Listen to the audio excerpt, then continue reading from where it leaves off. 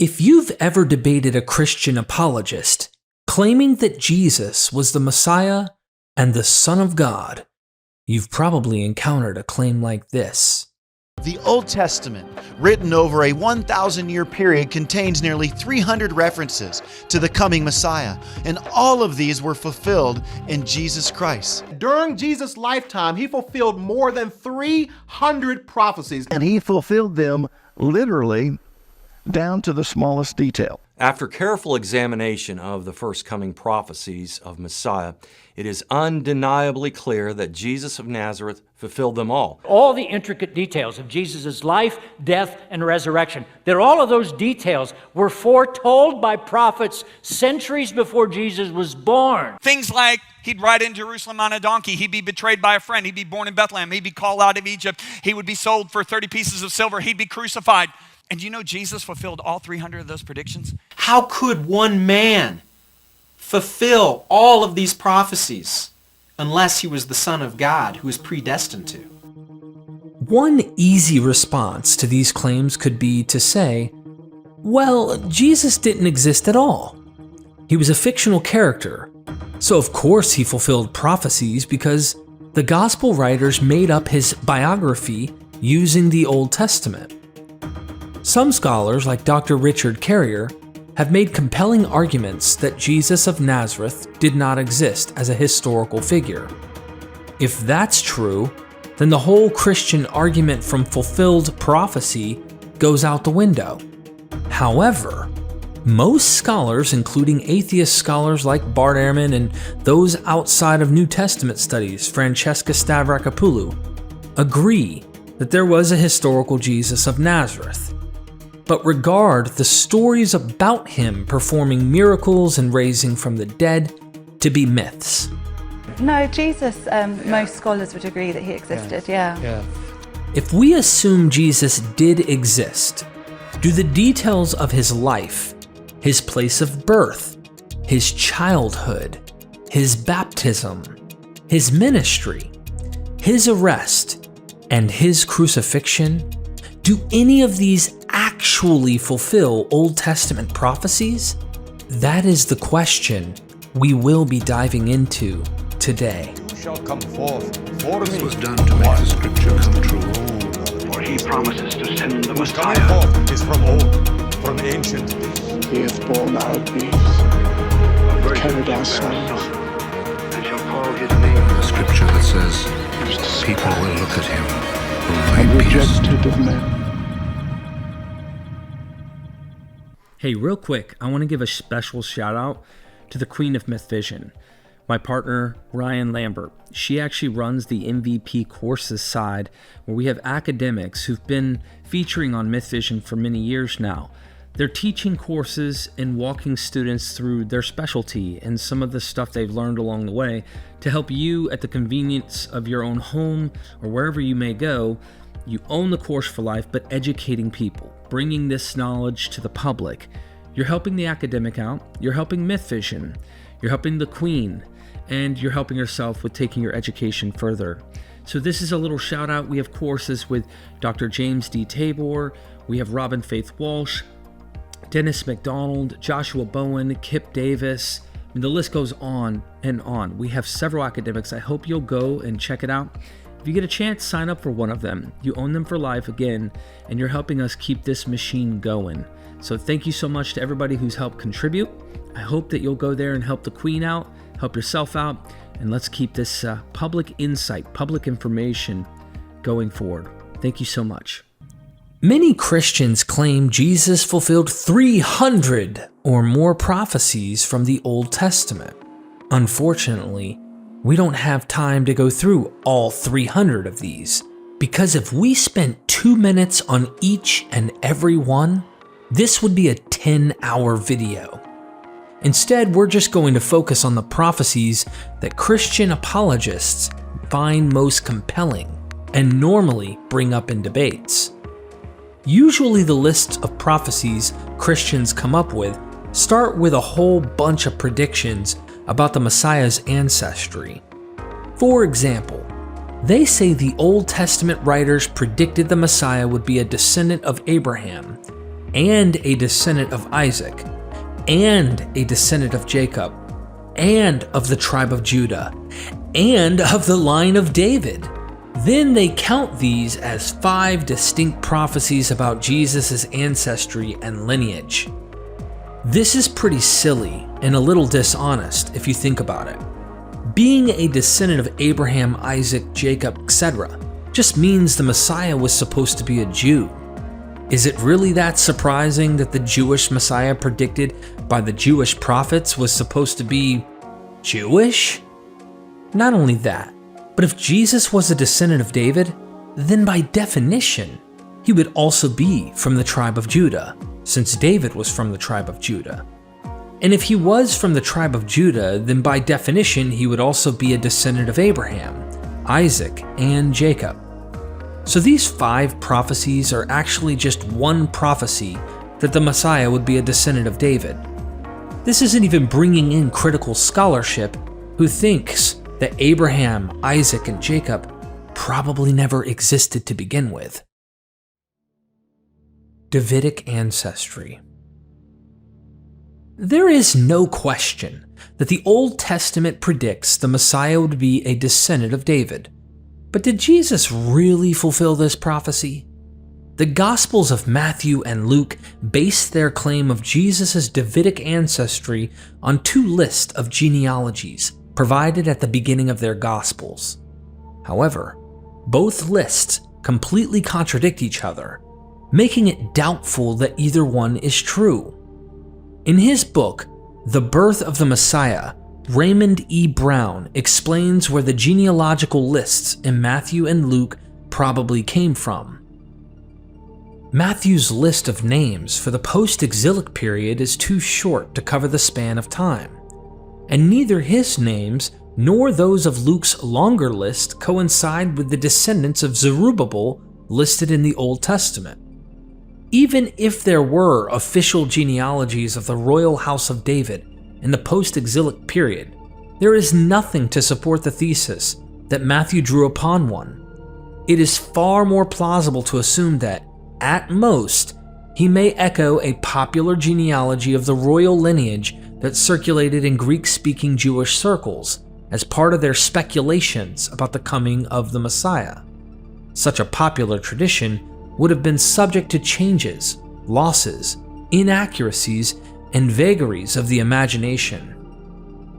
What one may say with surety of Luke's list is that, in part, it is artificially arranged in numerical patterns of 7, and that it contains enough inaccuracies and confusions to suggest a popular provenance, rather than an archival provenance, among Greek-speaking Jews. While the 2 New Testament genealogies tell us how to evaluate Jesus, they tell us nothing certain about his grandparents or his great-grandparents.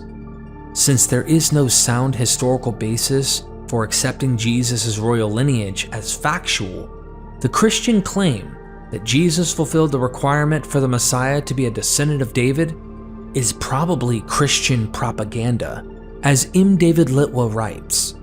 Tracing Jesus' line through King David was a bolder claim. Historically speaking, however, Matthew's claim is as little justified as Aeneas being the descendant of King Dardanus, or Julius Caesar being the descendant of King Ancus Marcius. Jesus' Davidic ancestry is a mythic claim with a culturally specific meaning for Jews and proselytes, except the rightful king. In the Gospel of Matthew, we get several claims that Jesus fulfilled 5 Old Testament prophecies by his birth and childhood alone. Matthew 1:23 states that Jesus being born of a virgin fulfilled Isaiah 7:14. Matthew 2:6 states that Jesus being born in Bethlehem fulfills Micah 5:2. Matthew 2:15 claims that Jesus being brought to Egypt fulfills Hosea 11:1. And Matthew 2:18 claims Herod's massacre of children fulfills Jeremiah 31:15. In Matthew 2:23 it says, Jesus being raised in Nazareth is also a fulfillment of prophecy. But he doesn't say which prophet predicted this, and he doesn't quote any passage from the Old Testament. Most Christians assume Matthew is referring to Isaiah 11:1, but that verse also doesn't mention Nazareth or say the Messiah will be a Nazarene. All it says is that the Messiah will be a branch from the stump of Jesse, and the Hebrew word for branch is netzer, which sounds a little bit like Nazareth. Needless to say, claiming this is a prediction of the Messiah's hometown is quite a stretch. Now, let's go through the rest of these Old Testament passages, see if any of them actually make the predictions that Matthew claims they make. First of all, Isaiah 7:14 says, Behold, a virgin shall bear a son, and shall call his name Emmanuel. At first glance, there's a big problem with this prophecy. The claim that Jesus' mother got miraculously impregnated by the Holy Spirit while she was a virgin cannot be proven historically. In fact, you pretty much have to already be a Christian to accept that Jesus was really born of a virgin. Another problem is that this verse in Isaiah 7 has been mistranslated in most modern English Bibles. The Hebrew word Isaiah uses to describe the woman who will conceive is Alma, and that word just means young woman, not virgin. The word that means virgin in Hebrew is Bethulah. In fact, the famous Christian apologist Michael L. Brown and James White admit that the wording of Isaiah 7:14 does not support the Christian interpretation of the virgin birth. Now, does Alma in itself mean virgin? No. Can it? Yeah. But does it in itself mean virgin? No. It has to do with youthfulness, not virginity. So it could well be a virgin, but in and of itself, it doesn't mean virgin. Even atheists are aware of the fact that the Hebrew term Alma does not technically mean virgin. Alma in the Hebrew language can simply mean a young woman of marriageable age. What you don't need to be doing as a Christian is attempting to argue against the lexical meaning of Alma. Moreover, Isaiah 7:14 clearly states that the child born would be called Emmanuel, not Jesus or Yeshua. The context of the verse makes it absolutely clear that it could not be referring to Jesus, because this child named Emmanuel was supposed to be a sign for King Ahaz that God would protect the kingdom of Judah during the Syro-Ephraimite War in the 8th century BCE. The next prophecy, Micah 5:2, does appear to claim the Messiah will be born in Bethlehem. The verse reads, "But you, O Bethlehem Ephrathah, who are too little to be among the clans of Judah, from you shall come forth for me one who is to be ruler in Israel, whose coming forth is from of old, from ancient days." The claim that Jesus was born in Bethlehem doesn't seem as far-fetched as the claim that he was born of a virgin. However, many secular scholars doubt that the traditions about Jesus' birth are historically reliable. Only Matthew and Luke actually claim that Jesus was born in Bethlehem, and both writers invent wildly implausible and contradictory narratives to explain how he was born in Bethlehem, but raised in Nazareth. The author of Matthew has Jesus' family start off in Bethlehem and then end up in Nazareth to escape a massacre of children by King Herod. The author of Luke has Jesus' family start off in Nazareth and then take a trip to Bethlehem to register for a census. Both versions of the nativity story are incompatible with each other, so it's unlikely that either one is historically accurate. As the renowned biblical scholar E.P. Sanders said, "It is not possible for both these stories to be accurate. It is improbable that either is. They agree only on the two sets of facts. In real history, Jesus was from Nazareth. In salvation history, he must have been born in Bethlehem. Del Martin, another biblical scholar from Yale University, stated, Jesus was a lower-class Jewish peasant from Nazareth, a small village in Galilee. There is no reason to believe the later legends that he was born in Bethlehem. Finally, Bart Ehrman, a New Testament scholar from the University of North Carolina at Chapel Hill, writes, we also have good reasons for doubting that Jesus was born in Bethlehem. Not only is the tradition rooted in the belief that the Messiah was to come from the city of David, but the two accounts of how it came about hopelessly contradict each other. The next prophecy claim from Matthew's infancy narrative is that Jesus' family fulfilled Hosea 11:1 by leaving Bethlehem to go to Egypt and then leaving Egypt to settle in Nazareth. Matthew writes, this was to fulfill what the Lord had spoken by the prophet, out of Egypt I called my son. If we look at the original verse in Hosea 11, we can see that it is obviously not talking about the Messiah. When Israel was a child, I loved him, and out of Egypt I called my son. The more they were called, the more they went away. They kept sacrificing to the Baals and burning offerings to idols. Not only does the text specifically state that the son is Israel, it even talks about how this son turned from God and sacrificed to pagan idols after being called out of Egypt. If this text really is about Jesus, then Jesus was a sinner who committed idolatry. Holy smokes. Obviously, Hosea 11:1 is not about the Messiah. It's about the people of Israel being led out of Egypt by Moses, and then straying from God by sacrificing to idols like the golden calf.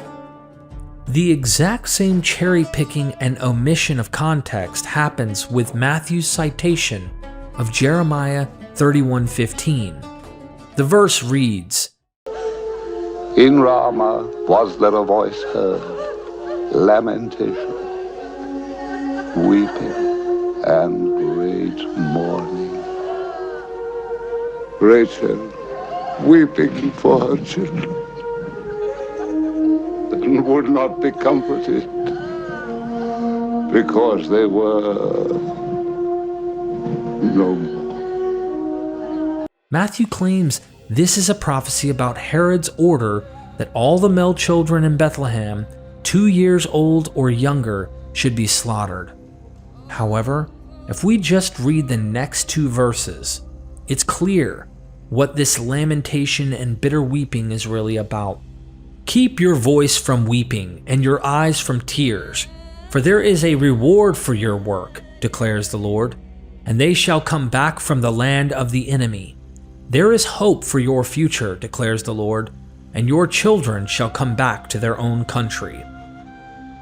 Notice how it says, they shall come back from the land of the enemy, and your children shall come back to their own country. Obviously, this is referring to the Babylonian exile. The book of Jeremiah was written between 627 and 586 BCE, during which there were several deportations of Jews by the Babylonians. Rachel, the wife of the patriarch Jacob, is not weeping for toddlers murdered in Bethlehem in 4 BCE. She is weeping for the thousands of Jews who were taken into captivity after the Babylonians destroyed Jerusalem. That's why the text expresses hope that they will one day return. Jeremiah famously prophesied that the exile would last 70 years, and then that Jewish captives would be allowed to return to the land of Israel. Jewish babies murdered in Bethlehem obviously couldn't come back to their own country.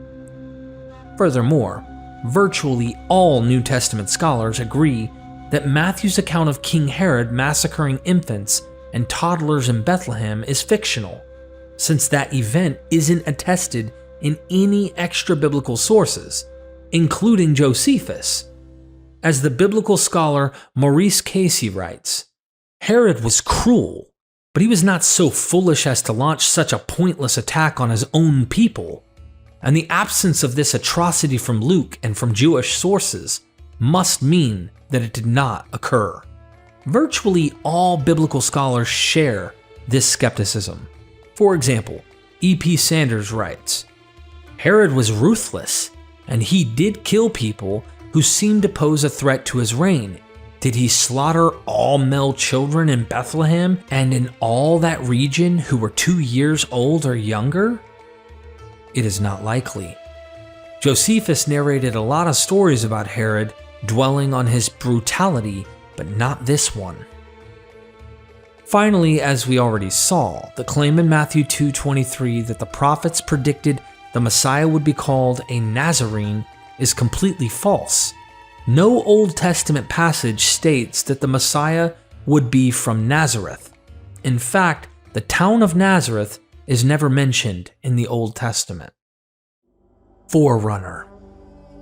Moving on to the main narrative about Jesus' adult life, the Gospels claim that John the Baptist fulfilled the role of the Messiah's forerunner prophesied in Malachi. The verses read, Behold, I send my messenger, and he will prepare the way before me, and the Lord whom you seek will suddenly come to his temple, and the messenger of the covenant in whom you delight. Behold, he is coming. Behold, I will send you Elijah, the prophet before the great and awesome day of the Lord comes. And he will turn the hearts of fathers to their children, and the hearts of children to their fathers. Most scholars and historians agree that John the Baptist existed as a historical figure, since he is mentioned by Josephus. They even accept that Jesus probably was baptized by John in the Jordan River. However, Malachi does not say just any random apocalyptic preacher will be the Messiah's forerunner. He predicts that Elijah himself will fulfill this role. Why? Because according to 2 Kings 2:11, Elijah was taken directly to heaven by chariots of fire and a whirlwind. Like the pre-Diluvian figure Enoch, Elijah never died. That's why some Jews like Malachi expected him to return prior to the Messianic age. John the Baptist clearly wasn't Elijah. He didn't drop out of the sky. He was born into a priestly family. His parents were Zechariah and Elizabeth, and according to the Gospel of Luke, he was Jesus' cousin. Not only that, many scholars consider it doubtful that John the Baptist actually regarded himself as the Messiah's forerunner, or that he viewed his ministry as a preparation for Jesus' ministry. In the Jewish annotated New Testament, David B. Levinson writes, The Gospels show John subordinating himself to Jesus. Historically, this is unlikely, given that John baptized Jesus, and that John's followers remained loyal to him after Jesus appeared on the scene. Had John thought Jesus to be the Messiah, he would not have retained his own disciples. The connection of John to Elijah also suggests that John was not, historically, Jesus' forerunner. In the Tanakh, Elijah's role is to prepare Israel for the great and terrible day of the Lord, not to announce another agent of God. It may not even be the case that John the Baptist expected the Messiah at all. As John P. Meyer writes, we do not know whether John the Baptist ever acknowledged Jesus as a special figure. John the Baptist may not have anticipated any further agent in the eschatological drama except God himself. Christian apologists normally claim that John the Baptist came in the spirit and power of Elijah, based on Luke 1:17. But this, of course, is a theological claim that cannot be verified historically. Parables. Another alleged prophecy Christian apologists normally bring up is that the Messiah would teach using parables. Matthew 13:35 claims that Jesus using parables was predicted by Psalm 78 verse 2, which reads, I will open my mouth in a parable. I will utter dark sayings from of old. Once again, this is a clear example of cherry picking and ignoring the context. The full passage in Psalm 78 reads, I will open my mouth in a parable. I will utter dark sayings from of old, things that we have heard and known, that our fathers have told us. We will not hide them from their children, but tell to the coming generation the glorious deeds of the Lord, and his might, and the wonders that he has done. In context, this psalm is telling the Israelites to pass on the traditions about God's glorious deeds and wonders to their children. It has nothing to do with fictional stories told to convey moral wisdom, which Jesus was known for. The word in this verse that is translated as parable is mashal, which, according to John S. Kesselman and Michael L. Barr, does not just mean parable. Hebrew masal has a wider range of meanings than parable. Here it means wise instruction. Triumphal entry. Next, Zechariah 9:9 is a prophecy about a king presenting himself to the people of Jerusalem, aka Zion, riding on a donkey. Rejoice greatly, O daughter of Zion! Shout aloud, O daughter of Jerusalem! Behold, your king is coming to you. Righteous and having salvation is he, humble and mounted on a donkey, on a colt, the foal of a donkey. Obviously, there isn't anything particularly remarkable about riding a donkey into Jerusalem. Donkeys were a popular mode of transportation for people 2,000 years ago, so there were probably millions of people who entered Jerusalem this way. Usually, Christian apologists specify that this is a prediction that the Messiah would enter Jerusalem as a king, which of course refers to how the Gospels portray Jesus being welcomed by crowds of people shouting, Hosanna to the Son of David! Blessed is the coming kingdom of our father David! Blessed is the King who comes in the name of the Lord! And, blessed is he who comes in the name of the Lord, even the King of Israel! However, there is a big problem with this big dramatic entry. If Jesus entered Jerusalem with crowds of people hailing him as their king, this would have appeared to the Romans like a political rebellion was about to start, and they definitely would have interrupted the celebration with some violent crowd control. E.P. Sanders writes, if there was actually a large crowd, we must explain how it is that Jesus lived for another week. A public demonstration accompanied by shouts of king or even kingdom would have been highly inflammatory. Passover was a prime time for troublemakers to incite the crowd, and both the high priest and the Roman prefect were alert to the danger. Bart Ehrman also expresses doubt that this event is historical. Even though this account is multiply attested, it is very difficult to accept it as historically accurate. The day before Passover were a tense and potentially dangerous time in the view of the Roman authorities.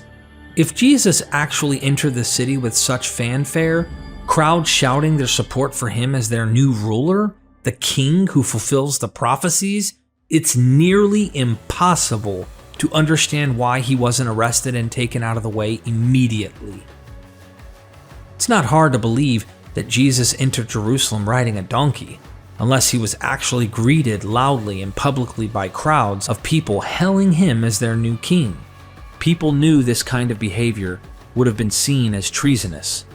So why would they do it in the capital city, which was crawling with Roman soldiers waiting to strike in case something like that should happen? Betrayal for 30 pieces of silver. The next alleged prophecy, which is probably one of the top 5 or at least top 10 passages Christian apologists bring up, is another verse from Zechariah, one that supposedly predicts that the Messiah would be betrayed for exactly 30 pieces of silver, and that this blood money would be thrown into the temple, and that the money would then be used to purchase a potter's field. This is a very popular passage because it seems so incredibly specific, and there's no possible way it could be fulfilled by chance. There are, it turns out, mountains of issues with this prophecy claim.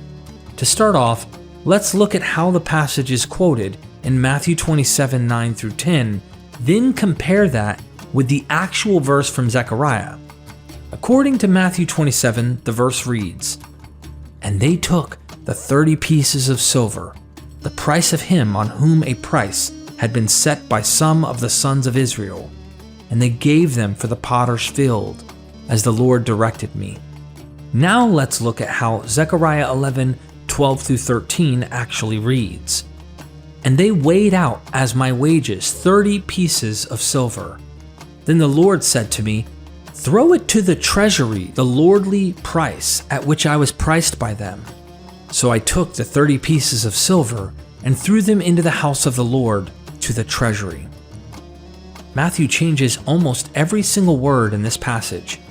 He changes the lordly price at which I was priced by them to the price of him on whom a price had been set by some of the sons of Israel. And he changes "I took the 30 pieces of silver and threw them into the house of the Lord" to "they gave them for the potter's field." As Robert J. Miller writes, the prophecy quoted in Matthew 27, 9 through 10 is neither copied nor paraphrased from any biblical text.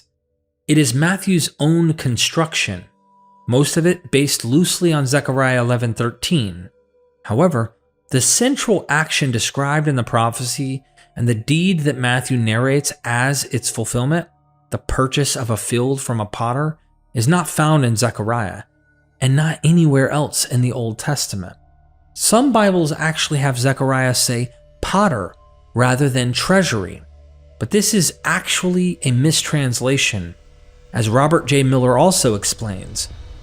Most modern English Bibles deviate, with good reason, from the Hebrew text of Zechariah 11:13 and read treasury rather than potter, relying on the wording in the ancient Syriac and Aramaic translations of this verse. The two words are almost identical in Hebrew. The potter is heyatsur, and the treasury is hayatsur. The Aramaic and the Syriac version were apparently translated from the original wording treasury, which was later miscopied as potter into the standard Hebrew. Since potter makes no sense in the sentence, and since treasury fits the context, this is one case where the standard Hebrew text is clearly mistaken. So in Matthew, the 30 pieces of silver are thrown into the temple, then given to the potter. But in Zechariah, the 30 pieces of silver are simply put into the temple treasury. The details clearly do not line up as Christians claim. Zechariah 11 also does not say the 30 pieces of silver will be used to betray the Messiah. If you actually read the context, the pieces of silver are the wages paid to the prophet Zechariah by 3 shepherds for tending a flock of sheep for a month. It is not blood money paid to the Messiah's betrayer. There is no mention of the Messiah anywhere in Zechariah 11. There is one more problem with this alleged prediction of Jesus' betrayal. Even if the passage in Zechariah 11 was a real prophecy and said exactly what Christian apologists claim it said, there's still the question of whether the details about Judas's betrayal of Jesus are historically accurate. 30 pieces of silver would have only been a few months' wages. Many biblical scholars find it very unlikely that Judas would have betrayed a man he had devoted 3 years of his life to for such a small amount. As William Klassen states, the paltry sum for which he allegedly betrays Jesus is hardly an adequate motive to account for the action. It's also hard to imagine how exactly Matthew could have come by the information about what Judas did with the money and how it was used to purchase a field. The public had no way of knowing how the chief priest had spent the money that Judas had flung back to them. Only Matthew tells of this, and he describes it as a decision reached in a closed meeting. If what Matthew narrates really happened, only a few insiders would have known about it. If one wonders how Matthew could have known about this, the answer is that Matthew, like all the evangelists, tells his story from the perspective of an omniscient narrator, who by definition knows everything and so can inform readers of things an actual narrator would have no way of knowing. So this alleged prophecy fails in multiple ways. First, the verse in Zechariah 11:12-13 does not say what Christians claim it says, and Matthew has to completely change the wording in order to make it fit his narrative. Second, the context of the verse shows that it's not a prophecy. It has nothing to do with betrayal or blood money. It says nothing about a potter or a potter's field, and it says nothing about the Messiah. Third, it's unlikely that Judas was paid such a small amount to betray Jesus, or that any of the disciples of Jesus could have acquired such specific information about the blood money. The most popular Old Testament passages Christian apologists claim are prophecies of Jesus are those that are interpreted as descriptions of his suffering and death. I am, of course, referring to Psalm 22, Daniel 9, Zechariah 12, and Isaiah 53. The first one, Psalm 22, is a poem of lament in which the poet cries to God because of his terrible suffering. The poem contains a lot of generic and somewhat contradictory descriptions of the psalmist's situation. Some verses describe him in a desolate place, being attacked by wild animals, but others describe lots of people around mocking him.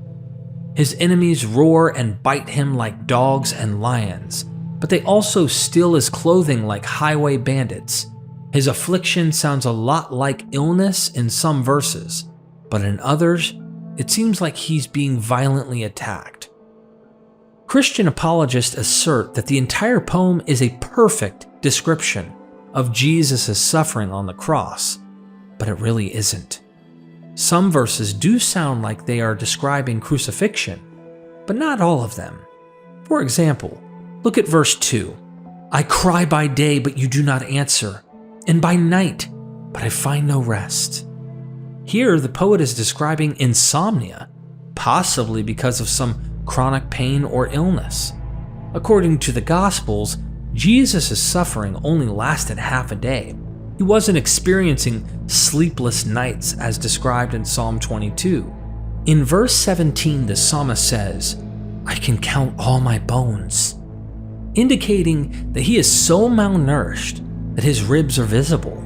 According to the Gospels, Jesus ate a meal with his disciples the night before his execution, so there's no way he was emaciated like this verse describes. As much as this psalm may appear to resemble Jesus' situation, there's another biblical figure it resembles even more, the famous righteous sufferer, Job. If we look at how the book of Job describes the main character's suffering, the resemblance to Psalm 22 is remarkable.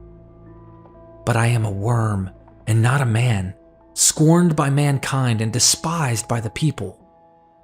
He has made me a byword of the peoples, and I am one before whom men spit. All who see me mock me. They make mouths at me. They wag their heads. Surely there are mockers about me, and my eye dwells on their provocation. I am poured out like water, and all my bones are out of joint. My heart is like wax, it is melted within my breast. And now my soul is poured out within me. Days of affliction have taken hold of me. The night racks my bones, and the pain that gnaws me takes no rest. My strength is dried up like a potsherd, and my tongue sticks to my jaws. You lay me in the dust of death. My bones stick to my skin and to my flesh, and I have escaped by the skin of my teeth.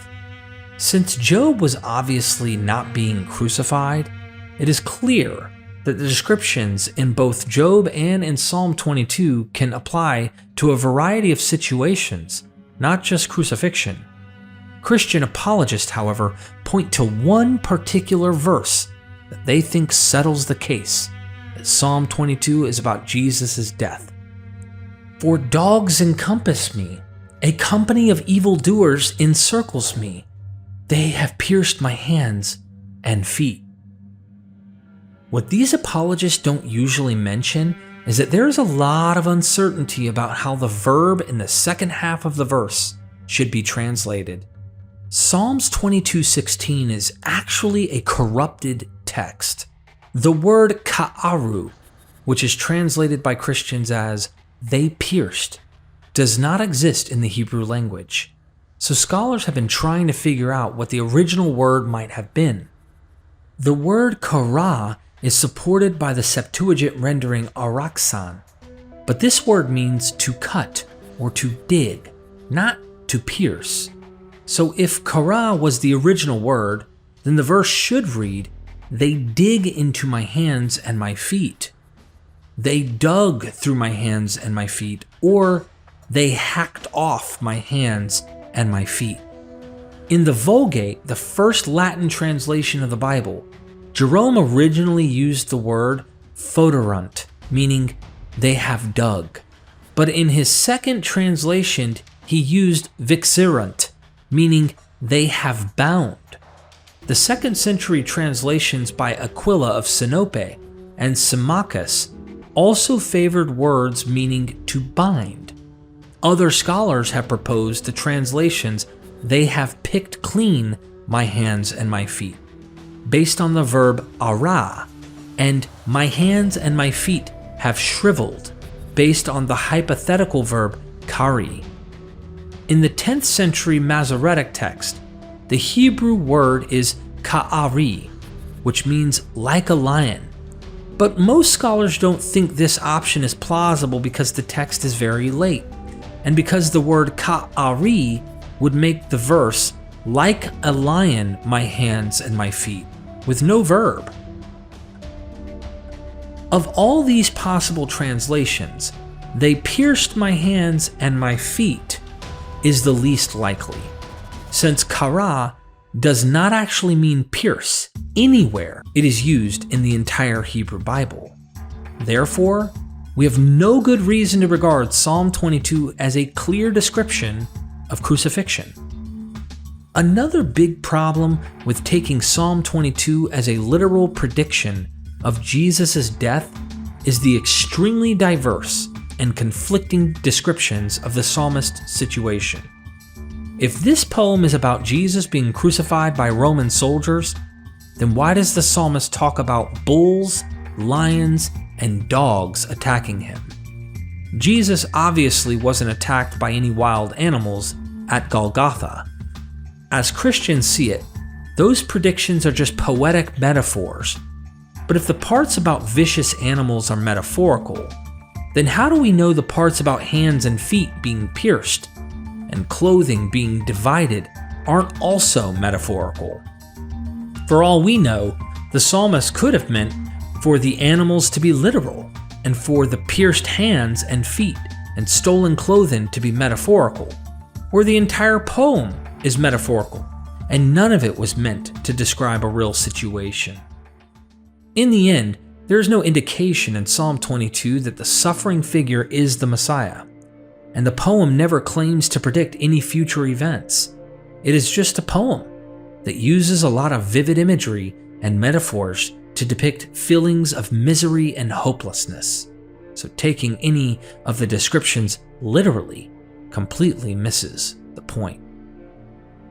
Before we get into the other major prophecies related to Jesus' death, Daniel 9, Zechariah 12, and Isaiah 53, there's another verse in a different part of Psalms which Christian apologists claim predicted a minor aspect of Jesus' crucifixion. In Psalm 69, another poem of lament, the speaker complains about his enemies hating him without a cause, attacking him with lies, and seeking to destroy him. These are also verses that Christians see as predicting the conspiracy against Jesus by the Jewish leaders. But none of these are interesting or compelling enough for us to debunk. Obviously, Jesus was not the only person who had enemies falsely accuse him and plot his downfall. The only verse in the psalm that is worth looking at is verse 21, which reads, "They gave me poison for food, and for my thirst they gave me sour wine to drink." According to the Gospels, Jesus was offered 2 drinks during his execution: wine mixed with myrrh prior to his crucifixion, and a sort of watered-down wine vinegar while he was on the cross. Neither of these really fulfills Psalm 69:21. The psalmist describes his enemies giving him vinegar to insult or harm him in the same way they tried to poison his food. Neither drink the soldiers offered Jesus was harmful. The wine mixed with myrrh was actually a high-quality drink that also functioned as a mild anesthetic. The wine vinegar was a cheap beverage that soldiers normally drank. Jesus refused the first drink, the myrrh-infused wine, but only because he didn't want anything to ease his suffering, not because there was something wrong with the drink itself. The second drink was given to Jesus to quench his thirst. The original Hebrew of Psalms 69:21 uses the word rush to describe the food the psalmist's enemies give him. The word almost always means poison or venom. In one verse, it refers to a poisonous herb, probably hemlock. However, in 2 verses from Lamentations, it simply means bitterness. The Septuagint renders rush with the Greek word koli, which is usually translated gall, and often refers to any kind of bitter herb, including wormwood and myrrh. The Gospel of Matthew, which puts the most effort into making these drinks fulfill Psalm 69:21, takes advantage of the Septuagint wording by replacing the wine mixed with myrrh in Mark 15:23 with wine mixed with gall, using the ambiguous Septuagint word that can include bitter herbs like myrrh. Basically, they gave me poison for food turned into they gave me gall for food, which then turned into they put myrrh in my drink. The myrrh wine and sour wine Jesus received from the soldiers did not fulfill Psalm 69:21. It fulfilled a very loose exegesis of a mistranslation of Psalm 69:21. 70 weeks timeline, Daniel 9.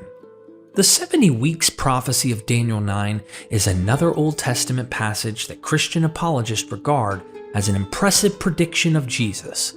As Christians see it, Daniel presents an incredible timeline of history stretching from the restoration of Israel in the 5th century BCE all the way down to the 1st century CE when Jesus was executed. In fact, many apologists claim that Daniel supernaturally predicted the exact year of Jesus' death. However, these apologists can't seem to agree which year Daniel's timeline begins.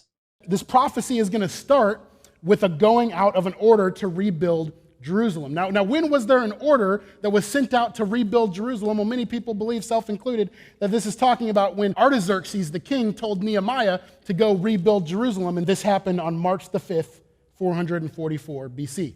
From the going forth of the command to restore and build Jerusalem until Messiah the Prince, here he gives the starting point of the prophecy. And we know the Persian dates very accurately, and this was 458 BC. And this, I believe, is the starting point. Is the starting point of Daniel's timeline in 444 BCE? Or is it in 458 BCE? Christian apologists differ from each other, which shows that there's a lot more uncertainty in the interpretation of Daniel 9 than Christians admit. In this case, we don't even need to debunk either of these interpretations. We could simply let the Christian apologist debunk each other. Others would say, yeah, but there was a decree of Artaxerxes, it was like 445 BC, and if you look at a prophetic year, like a prophetic year is 360 days versus 365 days, and we can prove that. And if you'll do that and then compute from 445, it gets you right up to the time of the crucifixion of Yeshua. The problem is it's a bit of an obscure decree to say that was the decree to start it, and then the 360 days, the prophetic calendar, and so on. It's somewhat debatable. This particular edict we read about in Ezra chapter 7 was given in 458 BC. Clearly, in the way these verses read, permission was there to rebuild the temple, but they were not giving permission to rebuild the walls. They were not given permission to turn the city back to a fortress city. In 458 BC, the timeline does not yet start. Most scholars who are not Christian apologists believe that the starting point of Daniel's 70 weeks is actually the divine oracle of Jeremiah, which took effect in 586 BCE, when Jerusalem was destroyed. As Richard A. Henshaw states, 70 weeks, meaning 7 times 70, equaling 490 years, the elapsed time since the destruction of Jerusalem, 587 BCE, mentioned in verse 2. Martin Namara agrees. The first week and the entire period commences with the going forth of the word, that is the utterance of the divine decree or divine communication through Jeremiah on the return from exile and the rebuilding of Jerusalem. Frederick J. Murphy explains, Gabriel starts the reckoning of the 70 weeks by saying there were 7 weeks, 49 years, from the time when there was a decree to rebuild Jerusalem until an anointed prince would come. The decree to rebuild Jerusalem cannot be that of Cyrus, because the temple was rebuilt just 18 years later. The most likely time is 586 BCE, when the destruction took place. This interpretation is even supported by Lewis F. Hartman. The first section, the first 7 weeks of years, 49 years, is said to last from the utterance of Jeremiah's prophecy to the coming of an anointed leader. The first part of the 490-year period almost certainly refers to the time that ended with the return of the first exiles from Babylonia to Jerusalem in 538 BC. This would put the end of the timeline in the 2nd century BCE, 100 years before Jesus was born. In order to understand Daniel 9, we have to look at the historical context in which it was written. Virtually all scholars agree that the book of Daniel was completed around 164 BCE. This was a very important year because it was when the Antiochene crisis ended. For those who don't know, the Antiochene crisis was one of the worst events in Jewish history. It occurred during the reign of a brutal Seleucid tyrant, Antiochus IV, also called Antiochus Epiphanes, who basically wanted to eradicate the Jewish religion and replace it with the Greek religion. The crisis started in 171 BCE, when the Jewish high priest Onias III was murdered by his brother Menelaus, who was allied with the Seleucids. The conflict between the Jewish conservatives and the Hellenizers escalated until, in 168 BCE, Antiochus Epiphanes banned Judaism completely, outlawed the ritual burnt offerings, and even defiled the Jerusalem temple by setting up a shrine to Zeus and sacrificing a pig on it. This led to the famous Maccabean revolt, in which a group of Jews led by Simon Maccabeus successfully drove out the Seleucids and restored the Jerusalem temple. This great victory in 164 BCE is the event that is commemorated annually to this day as the Jewish holiday of Hanukkah. The 70 weeks prophecy of Daniel 9:24 through 27 fits the Antiochene crisis perfectly. Verse 24 says that the conclusion of the 70 weeks will finish the transgression, specifically the transgression of Antiochus and the Hellenizers. It will put an end to sin. The atrocities committed against the Jewish people and against the temple will be stopped, and the Seleucids would be expelled from the land. The verse also says it will atone for iniquity and bring in everlasting righteousness, because the author of Daniel thought that after the defeat of Antiochus, the end times and judgment day would arrive. The last part of the verse, in verse 24, to anoint a most holy place, is a clear reference to the rededication of the Jerusalem temple, and Christian apologists have no good explanation for how the anointing of a most holy place fits into their Christological interpretation. The anointed one cut off in verse 26 is obviously Onias III. The people of the prince who is to come are the Seleucids under Antiochus, who destroyed the city and the sanctuary by torturing and murdering countless Jews and by desecrating the temple. Verse 27 states that the prince who is to come, Antiochus, shall make a strong covenant with many for 1 week, referring to Jewish Hellenists like Jason and Menelaus, allying with the Seleucids against their fellow Jews. The next part, for half of the week he shall put an end to sacrifice and offering, clearly refers to Antiochus outlawing Jewish sacrifices from 168 to 164 BCE, about 4 years or half a week. There is no other event in Jewish history where the temple sacrifices were temporarily stopped for a few years and then brought back. This never happened under the Persians, the Greeks, or the Romans. This verse can only be referring to the Antiochene crisis and the Maccabean revolt. Christian apologists have no explanations for most of these descriptions. They have no clue who the prince who is to come refers to. Some say it's a Roman emperor like Nero, Titus, or Vespasian, and others say it's the Antichrist. They have no explanations for the strong covenant with many for 1 week, or the end to sacrifice and offering for half a week. All they're sure of is that the anointed one cut off must be Jesus. They also try to claim the destruction of the city and the sanctuary in verse 26 refers to the destruction of Jerusalem by the Romans in 70 CE. However, this doesn't work because it's supposed to happen within 7 years after the anointed one is cut off, and the destruction of Jerusalem happened 40 years after Jesus' death. It also doesn't explain why the end to sacrifice and offering only lasts half a week, when the destruction of the temple by the Romans put an end to sacrifice permanently. And remember, verse 24 mentioned that the 70 weeks would end with the anointing of a most holy place, which means the sanctuary which was defiled will be restored and rededicated.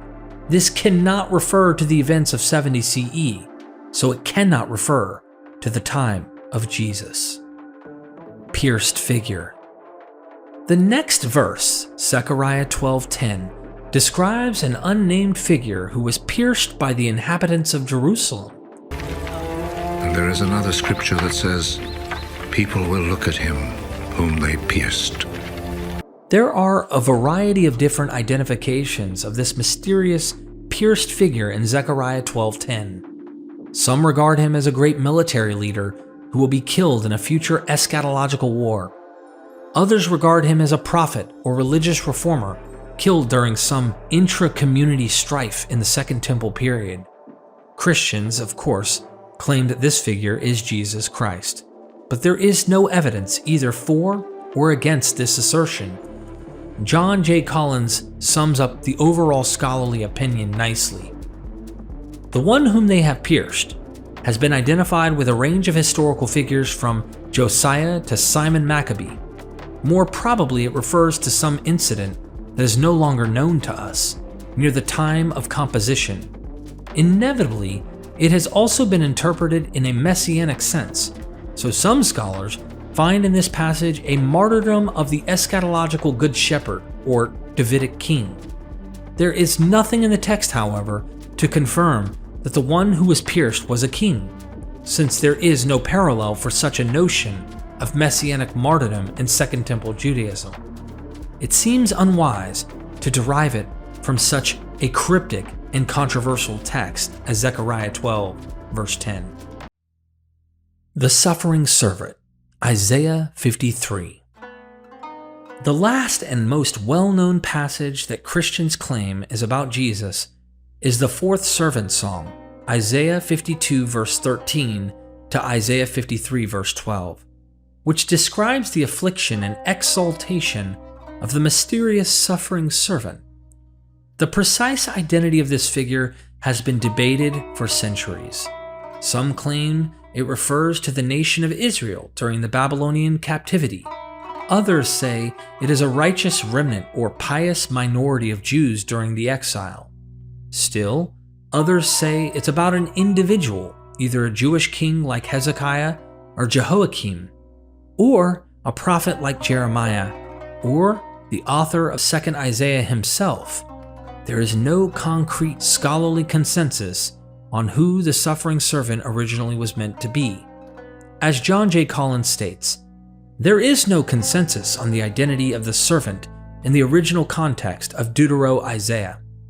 The most popular views are that the servant represents an ideal Israel, or the prophet himself, or the Israelite king in exile. Benjamin D. Summer agrees, the identity of the servant has generated much debate. Most rabbinic commentators and some modern scholars argue that Deutero-Isaiah speaks here in the first person, and that these verses describe the prophet's own mission. Others argue that the whole nation Israel is the servant, and some suggest that an ideal Israel or a faithful subset of the nation is the servant. Christian apologists feel extremely confident that the suffering servant is Jesus. But if you really break down and dissect the passage, it becomes clear that the descriptions of the servant that sound most like Jesus are theological claims that are not historically verifiable. For instance, lines like, "He has borne our griefs and carried our sorrows. With his wounds we are healed. The Lord has laid on him the iniquity of us all, and he will make many to be accounted righteous." Are all religious doctrines about the spiritual significance of this figure's suffering that could be applied to other figures, not just Jesus? For instance, ancient Jewish rabbinic literature identifies the servant with a range of figures, including Moses, Phineas, Jeremiah, and Rabbi Akiva. The Apostle Paul, who wrote decades before any of the gospel writers, actually identifies himself as the suffering servant. "For I will not venture to speak of anything except that Christ has accomplished through me to bring the Gentiles to obedience. And thus I make it my ambition to preach the gospel, not where Christ has already been named, lest I build on someone else's foundation. But as it is written, those who have never been told of him will see, and those who have never heard will understand." The typical Jewish interpretation of Isaiah 53 is that it refers to the nation of Israel during the Babylonian captivity in the 6th century BCE. This identification is supported by many other verses in the chapters preceding Isaiah 53, which explicitly call the servant Israel. According to this interpretation, the Jewish people bore the sins of the Gentile nations through their persecution and exile, and they brought healing to these Gentiles by showing them who the one true God is. In the book of Daniel, the Babylonian king Nebuchadnezzar and the Persian king Darius come to believe in the God of Israel because of the unshakable faith of Daniel and his companions. Like the suffering servant, these righteous Jews remain faithful and obedient to God, even when threatened with death. If we ignore the theological claims about vicarious atonement in Isaiah 53 and focus just on the historically verifiable descriptions of the servant, there really isn't anything in that passage which points exclusively to Jesus. All it clearly states is that the servant has had a humble origin, was despised and persecuted, was punished with the guilty even though he was innocent, was cut off out of the land of the living, and was rewarded with a long life and children.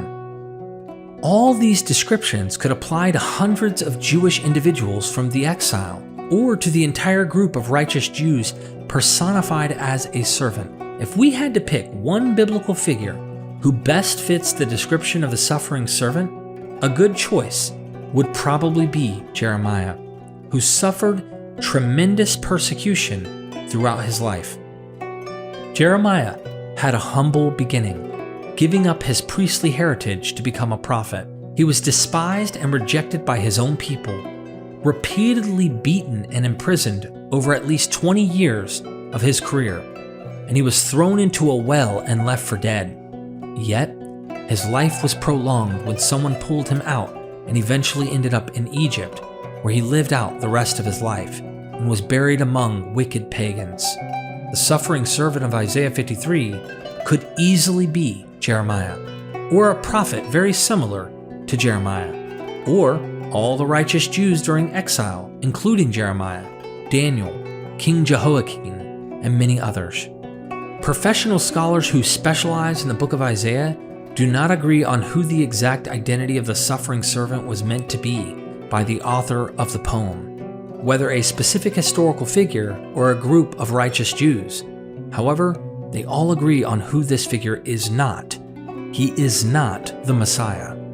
For instance, Christopher R. North's classic work, The Suffering Servant in Deutero-Isaiah, an historical and critical study, analyzes and evaluates all the interpretations of Isaiah 53, both ancient and modern, over the past 2,000 years.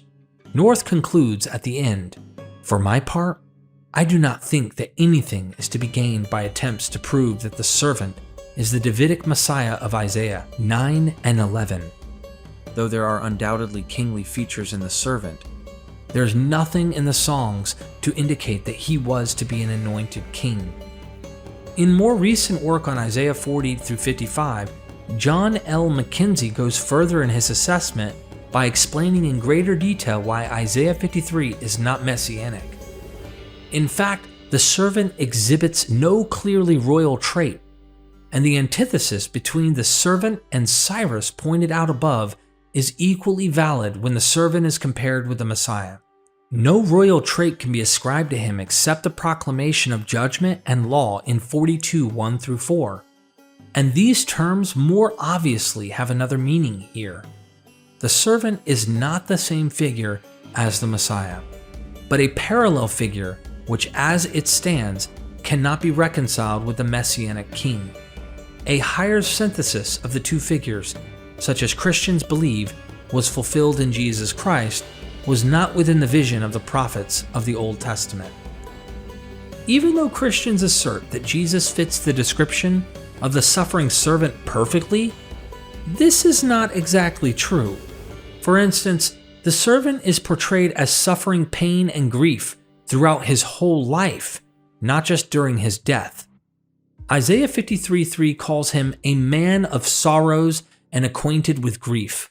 This does not match the Gospel's portrayal of Jesus as an enormously successful and popular teacher who only suffers at the end of his life. Verses 10 through 12 also describes how the servant will be rewarded for his obedience. He shall see his offspring. He shall prolong his days, and he shall divide the spoil with the strong. In other words, the servant will be rewarded with a long life, children, and material wealth. Clearly, none of this applies to Jesus, who never married or had any children, was killed at the age of 33, and was homeless and dirt poor all the way to the grave. Even if Christian beliefs about Jesus are true, this last part of Isaiah 53 does not fit him. According to Christian theology, Jesus sacrificed himself, not for any reward, but out of pure love for humanity. We can also look at the first 3 servant songs in the earlier chapters of Isaiah and see that the servant's mission takes place during the exile in the 6th century BCE. Isaiah 49:6 says, "The servant's mission is to raise up the tribes of Jacob and to bring back the preserved of Israel." This only makes sense in the historical context where the Jews were scattered among the Gentile nations. Isaiah 49:7 calls this figure the servant of rulers. Jesus was never a servant of rulers. Obviously, this is referring to Jews like Daniel and King Jehoiakim, who served in the courts of Babylonian and Persian kings during the exile. When defending the messianic interpretation of Isaiah 53 against Jewish or secular identifications of the suffering servant as Israel, as the righteous remnant, as Deutero-Isaiah, etc., Christian apologists almost always bring up the Targum of Jonathan ben Uzziel, a 1st century Jewish text which is basically a paraphrase of Isaiah 53. These apologists claim that this is the oldest Jewish interpretation of Isaiah 53, and that it supports the identification of the servant as the Messiah. Therefore, the messianic interpretation is the earliest attested interpretation, and the Jewish and secular interpretations are later reinterpretations that should be dismissed. Let's briefly look at the Targum and compare this text with Isaiah 53.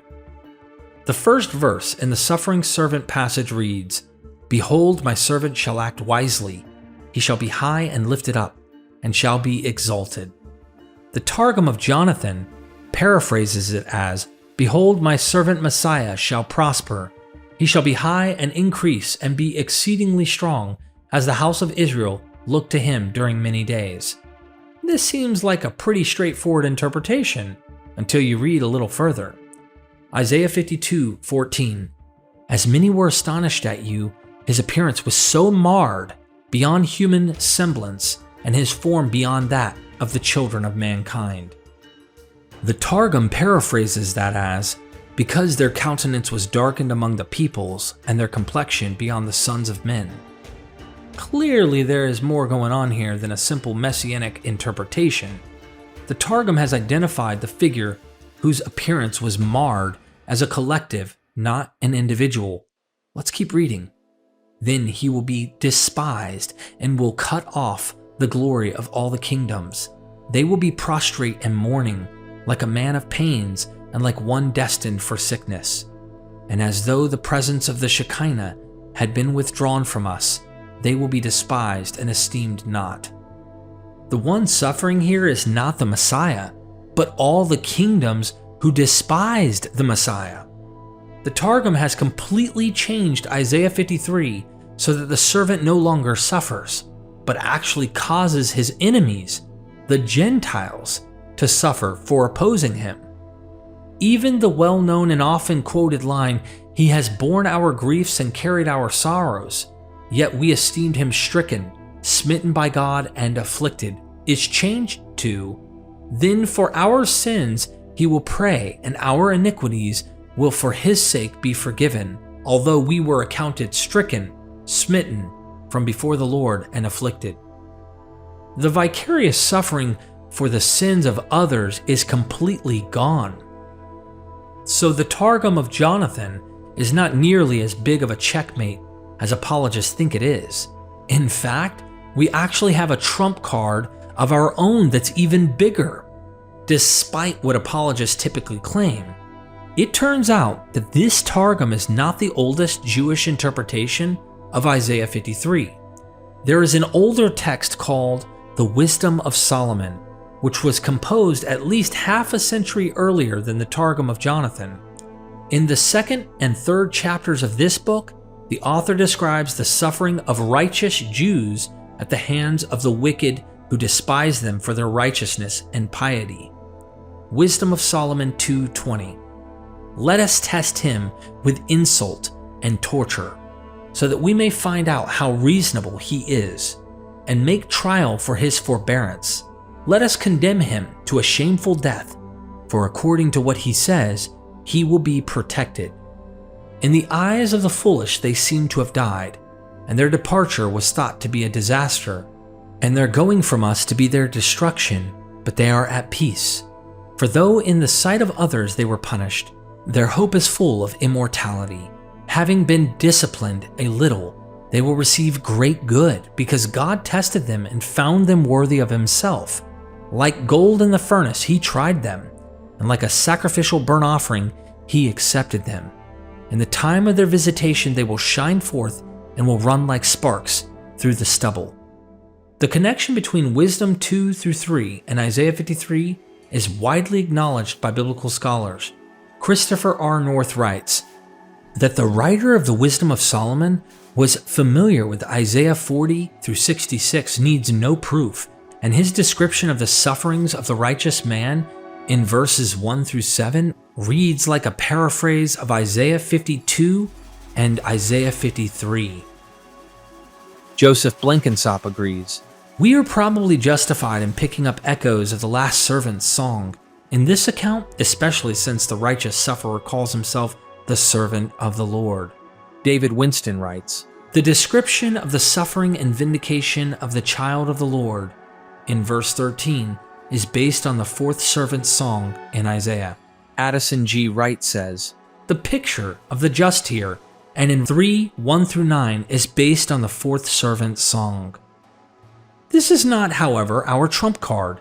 There is one more Jewish text even older than Wisdom of Solomon, which contains the actual oldest interpretation of Isaiah 53 in existence. This text is none other than the book of Daniel itself. Most people don't know this, but there's actually an allusion to Isaiah 53 in the last chapter of Daniel.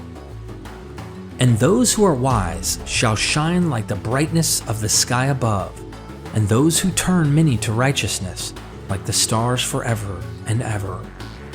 In the original Hebrew, the word for those who are wise is maskalim. These are the heroes of the book of Daniel, the faithful Jews who were persecuted during their exile, but remained faithful to God. In Daniel 12:3, the author describes the glorious vindication of these maskalim by taking words directly from the suffering servant passage in Isaiah. In Isaiah 52:13, the servant is described as yaskil, wise, the root word for maskalim. In Isaiah 53:11, it says the servant will make many to be accounted righteous, and these exact words are mirrored in Daniel 12:3. In 1953, Harold Louis Ginsberg wrote, undoubtedly, our author has identified the meaning of Isaiah 52 verse 13 through 53 verse 12 with the masses in the time of the Antiochian religious persecution, and the servant with the minority of steadfast anti-Hellenizers. This conclusion is supported by John J. Collins, who states, H.L. Ginsberg has shown that the heroes of the book, the maskalim, wise teachers, are modeled on the suffering servant of Isaiah 53. Richard J. Clifford states, Daniel 11:33 through 12:10 has been called the earliest interpretation of the fourth servant's song. It interprets the Jewish loyalists of the Antiochian period in the 2nd century BCE as the servant of 52:13 through 53:12. Michael A. Knibb also mentions the application of the fourth servant's song to the group described in Daniel 12:3 as the wise and as those who led many to righteousness through the allusion of Isaiah 53:11 and Isaiah 52:12. Let me say this again. The author of the book of Daniel, who Christian apologists believe was inspired by God, agrees with the collective interpretation of Isaiah 53. For Daniel, the suffering servant is not the Messiah, but the righteous Jews who remained steadfast in spite of persecution. So, Christians, who is the suffering servant? It's not the Messiah. It's not Jesus. It's the Jewish people who remained faithful to God, according to the divinely inspired prophet Daniel himself.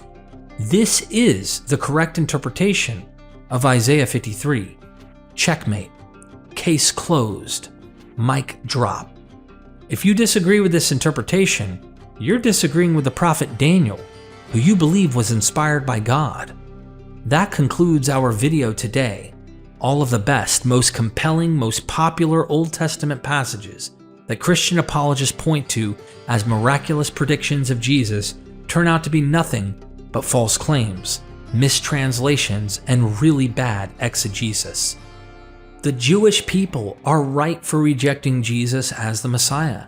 Jesus did not fulfill even a single messianic prophecy from the Old Testament. If you enjoyed this documentary on prophecies, please like, comment, share this thing far and wide, get people's attention, and I'd love to see reactions from some of the apologists. I'm fairly certain they'll have much to say. But I want to thank Stephen Ford for writing this script and helping craft this video. If you haven't already, consider joining our family by becoming a YouTube member of MythVision on YouTube, as well as joining the Patreon. You can also help the academics that we interview all the time by taking one of their courses. You can literally become one of their students online by taking a course that is a high-quality video series you will own for life. Please take your learning to the next level. Please leave your favorite part in this video. I'll be paying attention. And if you want to hear us cover more prophecies that haven't been discussed in this video, we'll be happy to try and examine those for a future video, depending on the interaction we receive from this one. We love you. Thank you for being here, and never forget, we are MythVision.